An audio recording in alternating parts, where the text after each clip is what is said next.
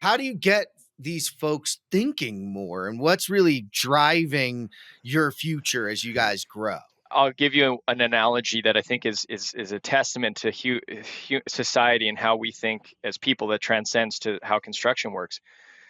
We think of the left and the right lane as passing and not passing. That's it. It's like, I need to get somewhere, I go here, and if not, go on the right side so other people can get where they need to go.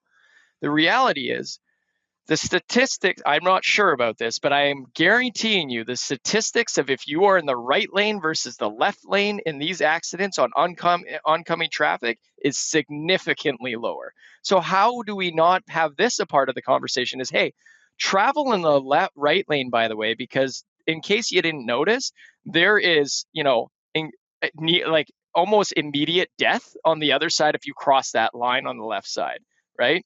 And so the same mindset is in construction. It's like we think of get something done. We need to go get something done. Always get something done. And we stop thinking of the things that are going to get us home safe. And so it's not just a technology, it's a movement that has to happen together as an industry. It has to happen with cross collaboration between construction tech companies, which needs to increase dramatically for us all to be successful, but also between companies.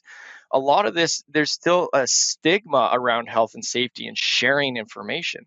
But the reality is, the amount of repeat incidents that happen in this industry is ridiculous. I worked in high-rise construction in windows, one of the most high-risk verticals in the industry. I could go on for hours about the stuff that I've done or seen that would make you just go crazy. The reality is, we had a few incidents in Vancouver. Windows fell on high-rises. We didn't drop them, but they happened in our town. To this day, I have no idea why it happened. No idea why it happened, what was the things that came together to make that situation happen. And the incidents that happen across an industry are constantly happening. And so some of this stuff is not just through the technology of making sure that that technology out there can, like you said, it has to come from the industry. You can't speak at the industry. You have to understand that a lot of our people we've talked to when we were raising capital and stuff, it's like, why can't you just standardize everything? Make a one form that fits all. It's like, well, you don't get it. A drywaller and an electrician might as well be in completely different industries in the work that they have to perform. You have to create a product that can match their physical workflows and the things that have to break up their complacency without creating a custom software. But at the same time, as you do that stuff, it can also be the conduit for information. Imagine a world, and it's important to note, this can be done without demonizing anyone. You don't have to share. Like, of course, there's those high profile incidents that happen and everyone knows about who did it and why.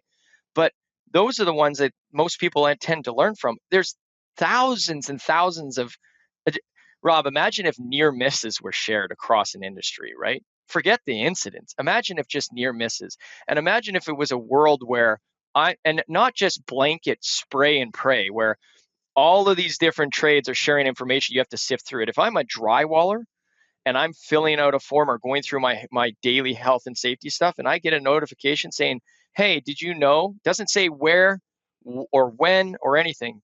Did you know that there was just an incident? These are some of the incidents that have happened in high-rise construction drywall work that you should be aware of. That creates impact and relation, right?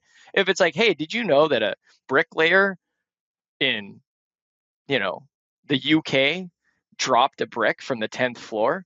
You're going to be like, I'm a drywaller in North America. I don't care. Yep. The bottom line is, technology can pull all of this together. It can elevate all of us to learn from each other. But the reality is, we can't do this alone. The way in which we build technology has to be thought of not just as single systems of record for a single company. They have to elevate to the level of an industry, which a lot of new tech companies are starting to do. It's even in the way that you manage the profiles for workers and companies and sites. Like, when we built SALUS, we didn't know any better. Robbie, my CTO and co-founder, was just like, okay, how should we structure this? And I was like, I didn't even know what the word SaaS was, remember, when I started this company. So I just said, well, this is how the industry works.